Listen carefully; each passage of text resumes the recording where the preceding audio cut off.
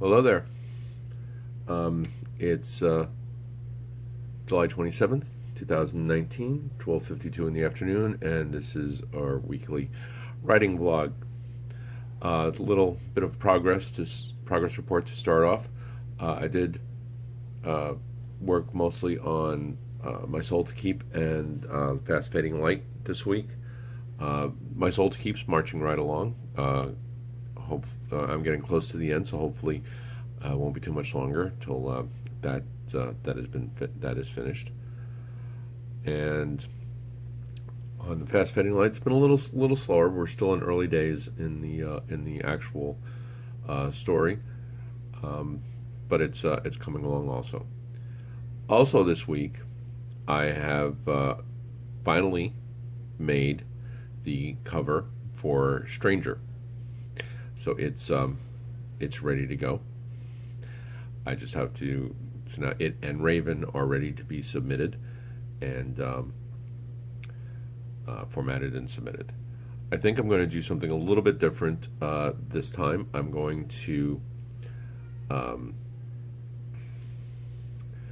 I'm going to try doing pre-sales. I'm going to get them uploaded and then have them go for a specific period of time as pre-sales to see if that generates generates some interest. I'm basically looking at everything because as you may as some may know, I live on an extremely tight budget, and I really can't afford a lot of things, which leads me into the topic of this week's vlog, is doing what you can with what you've got. Well, a little bit of background that I've probably mentioned before. I don't have a lot of spare cash. I work a full-time job, not a great job, but it keeps the bills paid, and that's the problem. After the bills are paid, and the necessities of life are taken care of, like gas for the car repairs. Don't even get me started on that.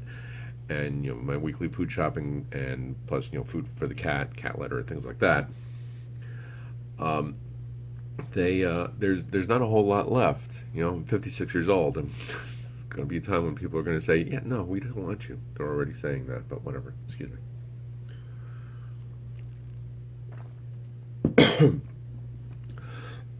Excuse me. Um, and this kind of ties directly into writing, because there are plenty of people out there, plenty of people on YouTube, who will tell you you have to have a professional edit. You have to have a professional cover.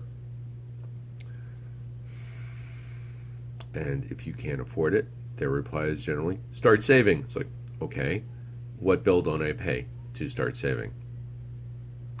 It's not it's not like I'm bringing home six figures a month and have plenty of disposable income. I don't. There's not a whole lot going into savings here, and I'm not going to be able to work forever. And it's almost like there's the mindset that it's impossible to do it any other way. When my feeling is everybody does the same thing differently. We all do things that work best for us. Professional editors get expensive. Professional book covers can be expensive. Yeah, there's some out there that are less expensive, and I've looked at them, and I'm not, I'm looking at them, and it's like it's generic. It's not anything that's going to fit my book or whatever book I'm looking for a title for. I know what I want. And while I don't have things like Photoshop, I have other things, other photo editing programs and software that I can use to put my pictures together. There's a ton of sites out there that have public domain images, and we'll say do what you want with them. Either the copyrights haven't been renewed, they're not being enforced. The person who made the picture or took the picture, made the art, whatever, is not enforcing their copyright. So you're free to do what you wish with them, and that's what I do. I take these pictures, maybe take a piece of them, and use it with another picture and kind of blending them together to show at least something that's evocative of what the story's about. Some of them are a little some of them tend to be a little bit more mysterious, like the cover for Raven, which I'll put both the new covers at the end so you can see them. In the upper right hand corner, there's a picture of a woman's eye. In the lower right hand corner is a picture of a man's eye, and in between are two other women's eyes with a bird in the center. Now, upper right is more Special Agent Maureen Rogers. Lower left is Special Agent David Troy.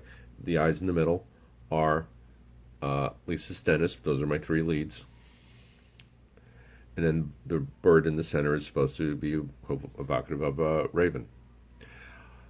Stranger is set in a camp, mostly in a forest. So I found a picture of a forest, a picture of a face, of a woman's face that, with a little work, I was able to make it look like the face was coming out of the woods, or is at least part of the woods. And then down at the bottom are two other silhouettes that represent two of my other lead characters. Is actually another one, Denise probationary agent Denise Bell's partner, Special Agent Nicola Baldwin. Almost got my Nicholas confused, and but I couldn't find something that would really work, that would have her in there without making the cover look too cluttered. So what I have is something that's I think is evocative of the story, and is bright enough to attract some attention. The cover of Raven is actually kind of dark. It's a black background, and the pictures are kind of grayscale, which again is something that I did intentionally. So I have made all my covers for all 8 books. I have made all my covers, and I've never had anybody say, "Dude, your cover sucks." Never. That's not to say if the book starts selling and I do have a little bit more of disposable income, that down the road I might not commission a professionally made cover for a new edition. I'm not above doing that, but I'm not going to also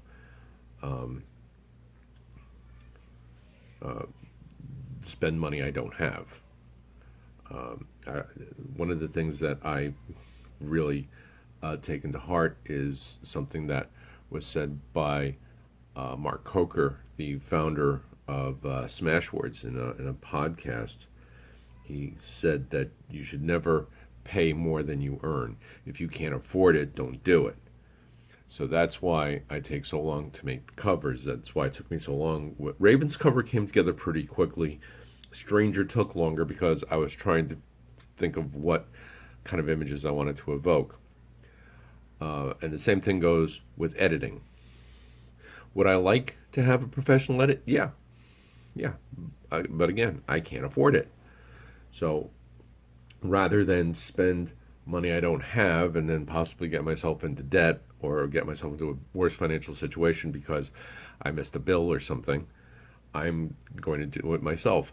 And that's one of the reasons why it takes me so long to get it done. I mean, I'm not a fast writer to begin with, mostly because trying to work. I'm like I said, full-time job. I live alone, so I have to do everything. And if you saw the condition the apartment's in, it would best be described as there appears to have been a struggle. Anyway, so I'm a slow writer. I'm also a slow editor because this is how I edit, and this is how I'm in the middle of editing Wanderer, for example. Finish the story, type it up on the computer, do an initial spell check, grammar check. Okay, save it, forget about it for 6 weeks or so.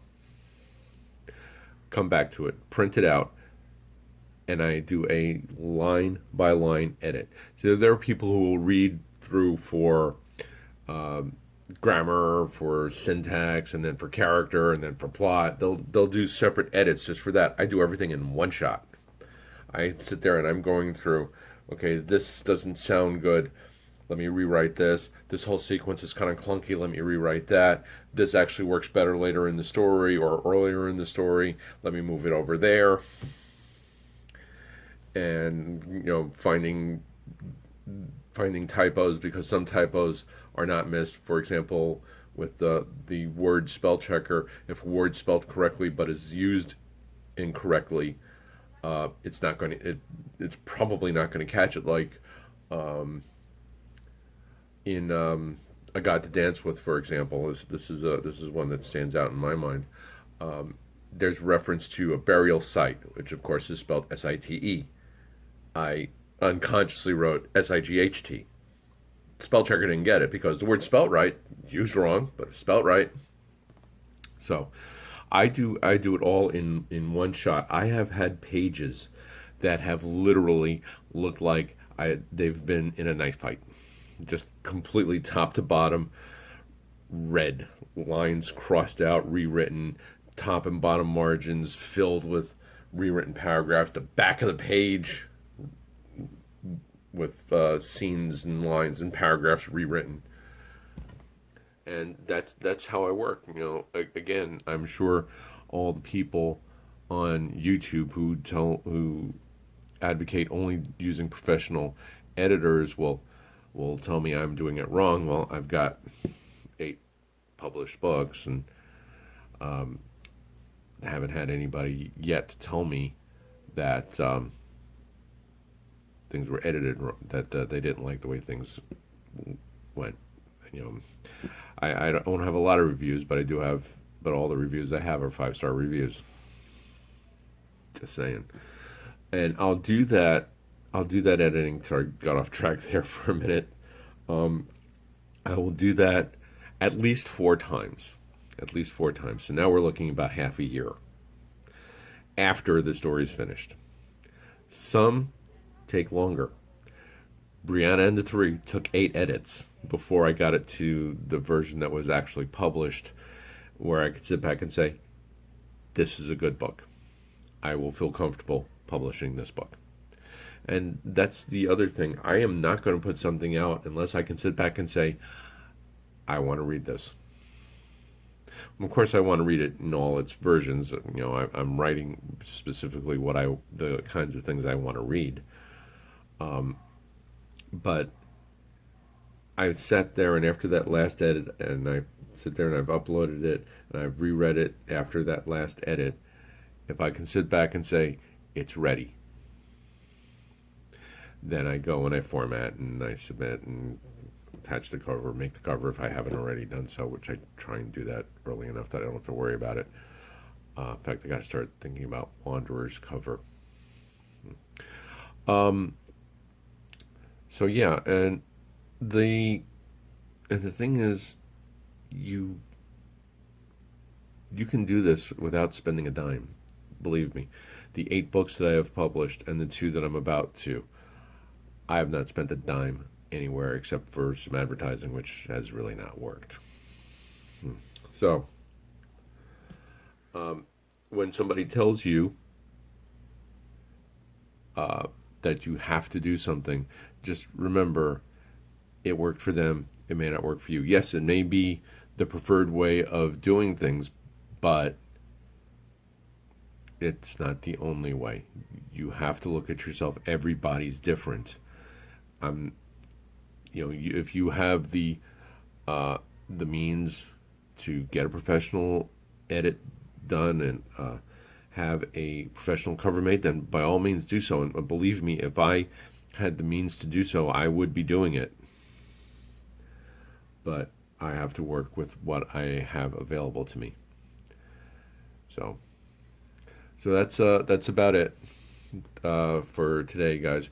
The books are still on sale on Smashwords, and I think next week's video might be about book sales, but that's next week. Link is down. I'll have a link specifically for Smashwords down at the bottom. A link for all the books available in ebook and print on demand will be down also. If you do buy a book, please go and leave a review. Amazon, Amazon, Goodreads, wherever. Good, bad, or indifferent, I don't care. And also, you can, if you wish to interact with me, all my social media links are down at the bottom.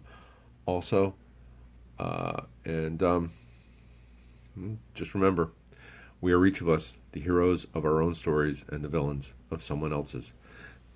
Oh, and there might be a surprise later in the week. Talk to you later.